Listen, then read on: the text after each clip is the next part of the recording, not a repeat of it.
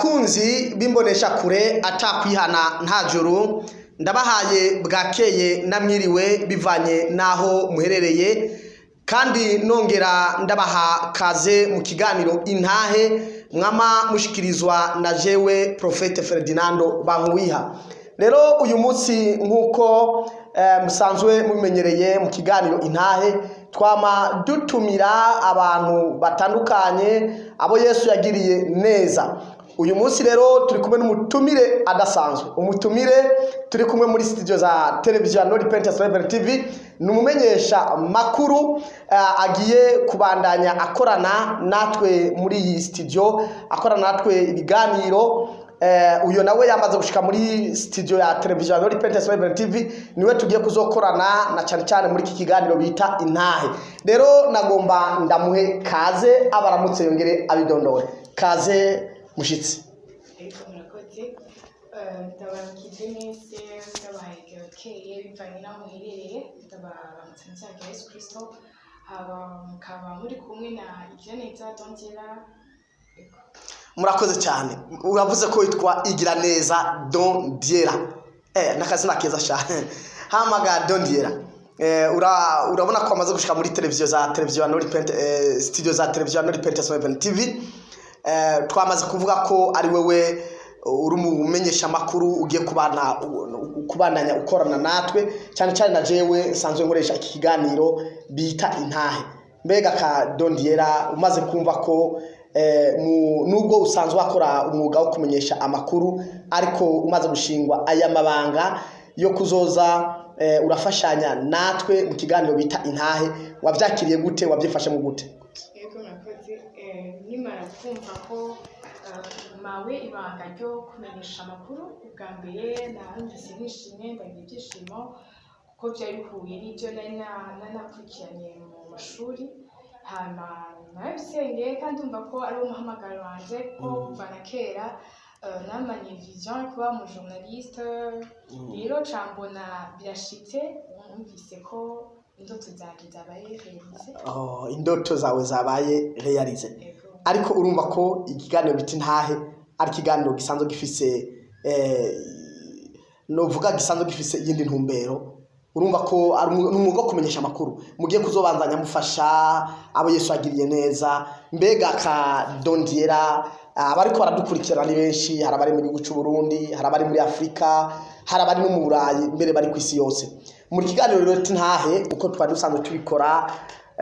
hari uburyo twagikoramo tugatumira abantu batandukanye. Mbega ni ikihe gishasha canke ni ibihe byizigiro woba utuzaniye nk'impinduka canke uzaniye abanwanyi ba televiziyo atakwihana nta juru kugira ngo bazokwame bakurikirana kiganiro bita intahe gifise akanovera? Mbega ni ikihe mugiye gukora kugira ngo ikiganiro kirushirize mbere gutera imbere nkuko cyahora? Kugira ngo ikiganiro kizotere imbere, ikinoga ndabazaniye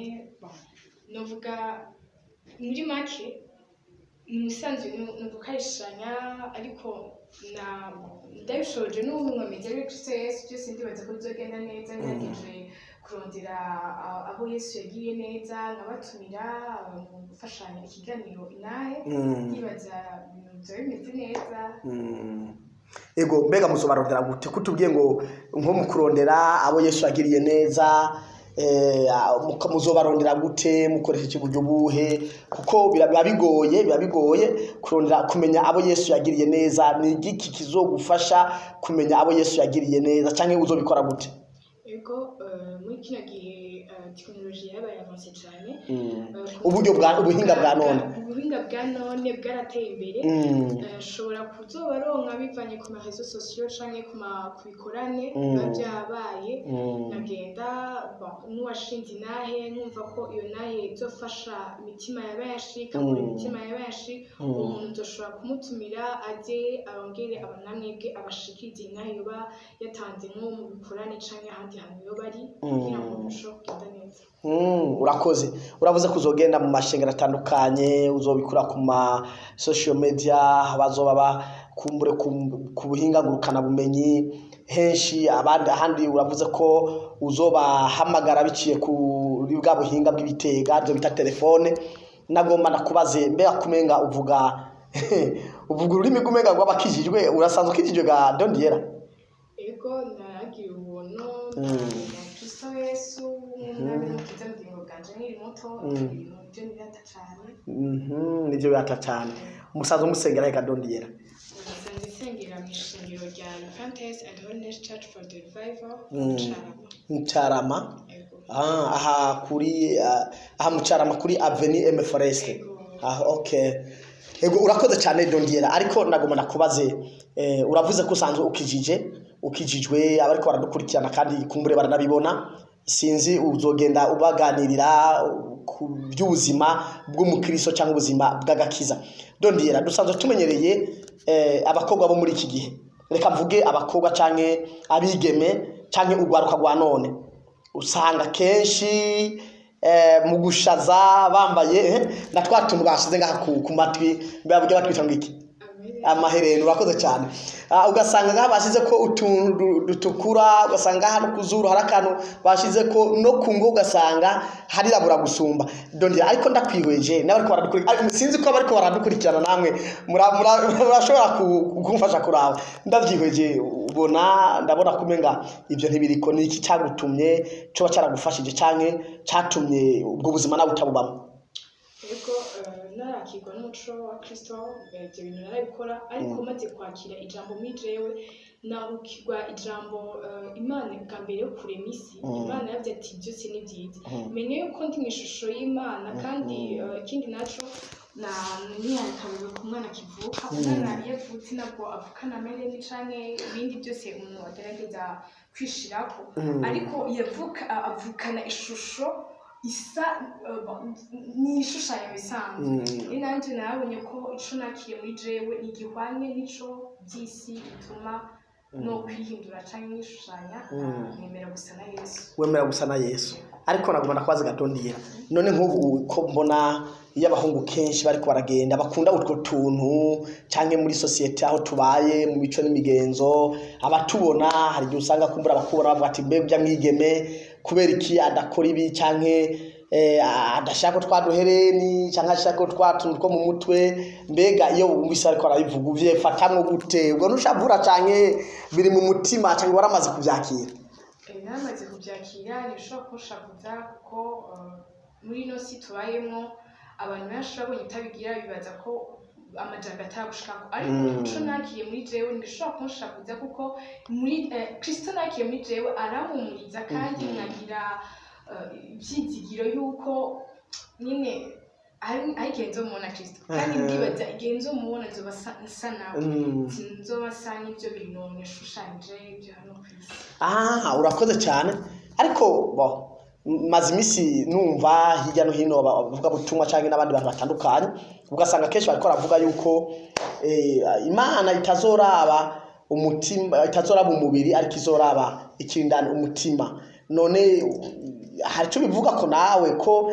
Imana yaturemye kandi tuba mu majambere ibintu biratangura bikabaho ariko uko amajambere agenda aba niko n'abantu tugenda kumbure duhinduka tugenda dufata ibintu urabona ko nk'ibyo kwisiga amameshe muri kahise abapapa n'abamama bacu canke bene wacu batwitangiye imbere ntibashoboye kubibamo mbega ko none abantu bamwe usanga babikora to bari icyaha canke yoba aramajambere nk'umuntu yaza kukubwira terega warasizwe n'amajambere bugi Imana ntizoraba inyuma izoraba indani umutima wewe woshora kubwira iki ariko aradukurikirana nanje uganje ntaratahura iyo nyigisho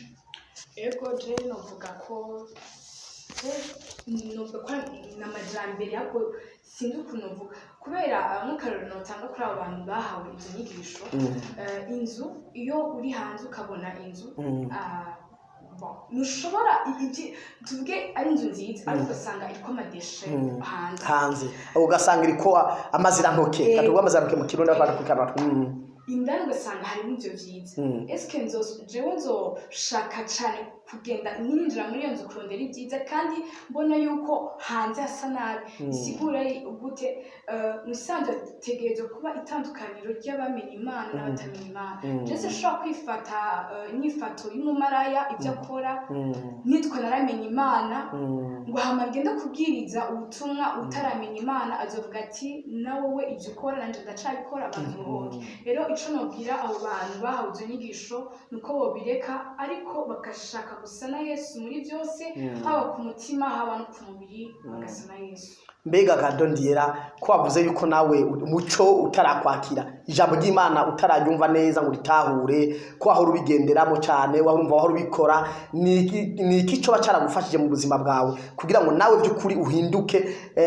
ni ze strategy kandi uburyo we wabigenjeje kugira ngo bikunde kuko naraganiriye n'abantu benshi abantu banyoye itabi nk'akarorero cyangwa abanyoye inzoga bakambye ati umukozi w'Imana biragoye kugira ngo akayoga tugahebe cyangwa atabi tugahebe mbega wowe ni ibihe byo byaragufashije gusumba ibindi cyangwa wabigenjeje gute kugira ngo nawe ibyo uvyakire nawe wumve ko kwambara amameshe gushaka amatiro amarujare gushaka amavereni kwambara amamini usanga werekana impimba byose mu bihimba by'umubiri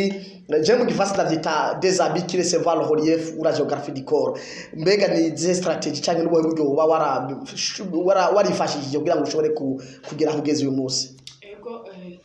navuze ati utakirwa n'umuco ijambo utaragirwa muri wewe ushobora kubireka kubera tugoswe n'imyuka mibi mu kirere bisigura yuko jewe narabikunda kuko nabibabwiye ariko maze kwakira ijambo muri jewe narumvise ko nobiheba strategy nabo nakoresheje kugira ngo nshobore kubireka ibyo bintu uko nasenze Imana ndavuga ati mwemwe ndakwinginze unyigishije kuri bino bintu shoboye kubibohokako kuko ugaconco two kwishoboza dushoboza na Kristo n'undi nkomezi rero wewe wobunanirwa kubireka nibaza ko senga mwemwe yakagutahuza birushirije ko naje ya urakoze Dondiye uravuze ati igikomeye nuko hariho n'isaha bamwe bavuga ngo hari isaha y'umuntu ati wosenga cyane kuko byose biva ku masengesho ugasiguza Imana ukabaza Imana ukavuga ati ndongora mwami ndongora mpemu yera mu byo ngenda nkora mu ntambuko zanje no mu mvugo yanje uvuga ati rero nabo batarashika kuri iyo ntambwe nawe baciye muri akaroro waciyemo gusenga ubwira Imana ngo ikuyobore muri byose kumbure bazoshika ku ntego y'ubuzima bwuzuye ego urakoze cyane Dondiera ariko reka tugende ku musozo w'ikiganiro intahe nsozera kuri aka kabazo none ga Dondiera abantu benshi ariko baradukurikirana hari abari mu Burundi hari abari muri Afrika no mu Burayi kumure tuzogaruka ku ikintu bita inyambaro aho abantu benshi usanga uyu munsi inyambaro igoranye iteye ikibazo abakozi b'Imana bamwe baranazazaniwe nyigisho zitandukanye ukumva umukozi w'Imana umwe arigisha ati kwambara imishatsi ni bibi gushaka tiro ni bibi rujarevure ni bibi ubundi akavuga ati Imana yaraduhaye kugira ngo dushaze kandi no kugira ngo tugire isuku ibyo kumbure tuzobigaruka ko mu kindi kiganiro intahe aho tuzatuko turaraba by'ukuri ubuzima bw'umwuzure hamwe bavuga ngo abamurikiwe n'umuco tuzobigaruka ko kumbure utaha ariko reka muri umusozo w'ikiganiro nagomba nse nusozera ariko ndangiza ndakubaza aka kabazo none ga Dondiera wavuze ko umuco wakwakiye hanyuma uramenya Kristo aragushoboza kuva muri byo byose mbega abari ko baratwumviriza uyu munsi canke abagiye kubandanya bakurikirana ibi ikiganiro bita intahe ni ikihe wobwira